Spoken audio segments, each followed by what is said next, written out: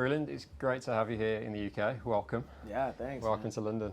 You've only just got into town, haven't you, as well? Literally, we came here straight from the airport. So if I feel like I'm in Vegas mentally, it's because I probably am. Yeah. How much are you looking forward to this weekend, though? Because it's. I'm really excited. I'm sure you've heard a lot about CTC. And... I actually ran into Philip Sweet from Little Big Town yesterday in Vegas, and he was like, what are you up to? I was like, oh, we stayed an extra day because we're going out to C2C. And he was like, bro, he's like, there's a lot of things that we do in this industry that oftentimes aren't worth it. C2C is very much worth it. He's like, trust me, like it is one of the best things you will ever do in your career. So I was already excited, but that got me really excited. That's awesome. And you've had a busy week because you did the ACMs earlier this week in Vegas. Tell us a little bit about that and how much fun it was to be out there with Thomas Rhett. Yeah, the ACMs were crazy, man. It was my first time. I've had a lot of firsts this week, man. It was my first time debuting a song at an award show. It was my first ACMs, my first time performing with Thomas, first time playing in a stadium, and now it's my first time playing here in London. So it's a lot of firsts, but the ACMs were crazy. Just really cool to be able to share that energy on stage. I felt like it was well received. Thomas was really excited about it. I was really excited about it. It was just a really positive moment. Yeah, and you've just released Praise the Lord with Thomas Rhett. Tell us a little bit about that track and why you thought it was a good choice for a single. Yeah, Praise the Lord. It was one of those songs that was getting such a positive response from everybody that was hearing it. You know, anytime my parents and my little sister like a song of mine, I'm like, we got something here, because that's like a good 35-year gap, you know.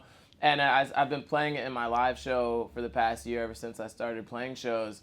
And it's regardless of the fact that it hadn't been out, it's always been such a big reaction song from each audience that we play it for, whether it's, you know, at a festival in Alabama or at a hip hop festival in Vegas, you know, whatever. It's just been really well received, and so I was like, look, I want Thomas on this song and I want to take it all the way to the top. That's awesome. And you've got your debut album coming this summer, Cross Country. Yes, tell us a little bit about that project, what people can expect from it, and what you wanted to sort of say about yourself as an artist. Yeah, I think for Cross Country, it's less about what it says about me and hopefully more a reflection of where I think the culture is.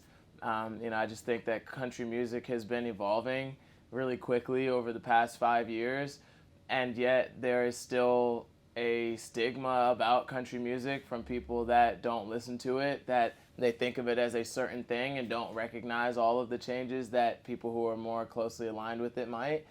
I want to create some more bridges between the cultures and people who listen to all different genres of music. So while the project is rooted in country music, it's really rooted in where I think country music can go.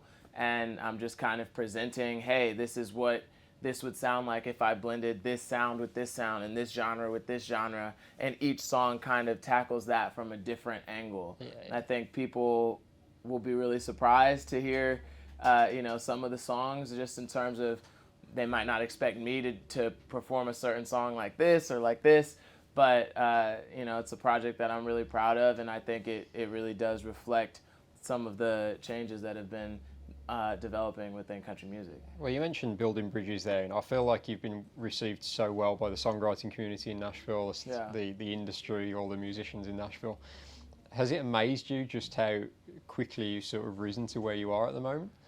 It definitely has been amazing, but at the same time, it was kind of a perfect storm. You know, like I can look at it from outside of myself and be like, okay, Nashville was so ripe for exactly what it is that I'm doing that I think it just made a lot of sense. And that's like Keith and Nelly and Sam Hunt and a lot of the people that I've collaborated with have been playing around with their own version of what I've been calling cross country, you know, and I think that's part of why those collaborations have been so special, is because it's both of us coming into a room and doing what it is that we do best, whether or not we're classifying it as country or not. You know, we're just like being creatively vulnerable and free and liberated in those rooms, and the product ends up usually reflecting what what the energy that we put into the creative process was. So I think, Nashville has been ready for something like this for a while, and people have been trying their hand at it. I don't think what I'm doing is really all that different from what each individual person might be doing, but I think it's contributing to this thing that we all recognize of like, oh, okay, like, when Florida Georgia Line first came out, for example, I feel like people were like, what's the deal with this? Because they were throwing 808s into their stuff and had some rap cadences and were getting rappers on their songs, and people were like, I don't fully understand this. I wouldn't be able to do what I'm doing if it weren't for that. I wouldn't be able to do what I'm doing right now if it weren't for Nelly collaborating on a song with Tim McGraw almost 20 years ago, right? But I think what's happening right now is that people are finally starting to accept it as a viable sub-genre or being under the umbrella of country music, and it's really cool to watch. Sure. And another one of the collaborations that you did was with Gary LeVox. I'm a huge Rascal Flatts fan myself. Oh, okay, yeah. I chatted with Gary a few months ago, and he was saying it was such an inspiring experience for him to be in with you and see how you do things. So how was it for you to be in the studio with Gary? Gary is in that rare class of vocalists, whether inside of country music or outside of it. He's just a nut. And I think we have a lot of similar influences on the gospel side. I grew up listening to a lot of gospel music. My parents are ministers. And so that's kind of what we connected over, was just kind of doing a lot of the same runs on songs and making similar choices. And he would sing something and I would sing something, and we were just going back and forth. And that song got written so quickly. It's one that I haven't really performed yet, but I'm sure at some point we'll have a chance to go out and play it in front of a live crowd, and I'm sure they'll love it. Yeah, and what was it like working with Dirks on Beers on Me as well? Yeah, Dirks is a funny guy. Yeah, Dirks is a lot of fun, and honestly, with all of these guys, I just want to soak up game.